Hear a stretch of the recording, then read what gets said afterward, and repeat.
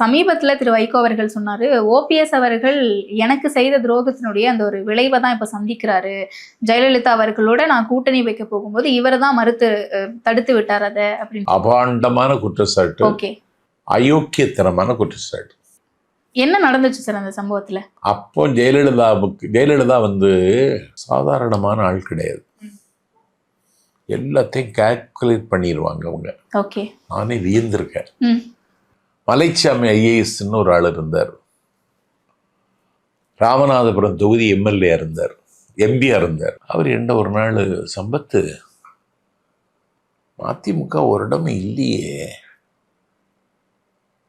மதிமுகவுக்கு vote பேங்கே இல்லை சம்பத்து, அம்மாவுக்கு அது எல்லாம் விவரமாக யாரோ கொடுத்துட்டாங்க, அதனால் தேர்தலில் சீட்டெல்லாம் இவர் எதிர்பார்க்கிறது ஒன்றும் கிடைக்காதுன்னு அவர் என்ன சொன்னார், மலைச்சாமி ஐஏஎஸ்.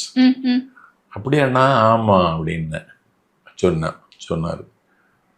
தேர்தலுக்கு பேச்சுவார்த்தை, விஜயகாந்தை கூப்பிட்டு 35 இடம் கொடுத்துட்டாங்க. மதிமுகவுக்கு ஒரு இடம் கொடுக்குற மாதிரி தான் அந்த அம்மாவுக்கு ஐடியா. ஓகே, கூட்டணிக்கு வந்திருந்தாலுமே கூட. ஆமாம். அப்புறம் இதை ஜெயலலிதாவுக்கு இன்னர் சர்க்கிளில் அவங்களுக்கு வேண்டிய ஆள் துக்ளக் ஷோ. இவர் ஷோவிட்ட முறையிட்டு இருப்பார்னு நினைக்கிறேன் வைகோ. ஸோ அப்படியெல்லாம் டேமேஜ் பண்ணக்கூடாது, ஒரு கொஞ்சம் தொகுதியை கொடுங்க அப்படின்னு சொல்லி 6 தொகுதின்னு நாங்கள்.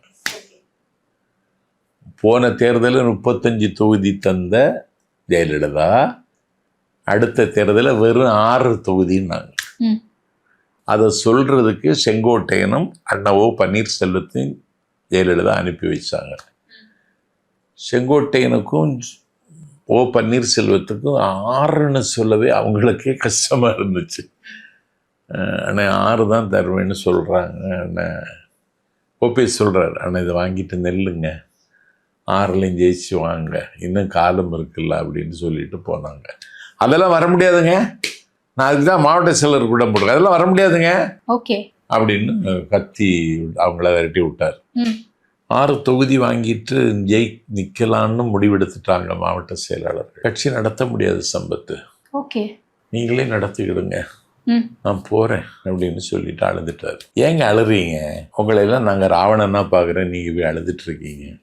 எதனால 6 தொகுதி கொடுத்ததுனாலே இல்லை நம்மளை குறைச்சி மதிப்பிட்டுட்டாங்க? 6 தொகுதினா குறைத்து மதிப்பிட. போன தேர்தல் 35, ஓகே, இவருக்கு 6, விஜயகாந்துக்கு 35.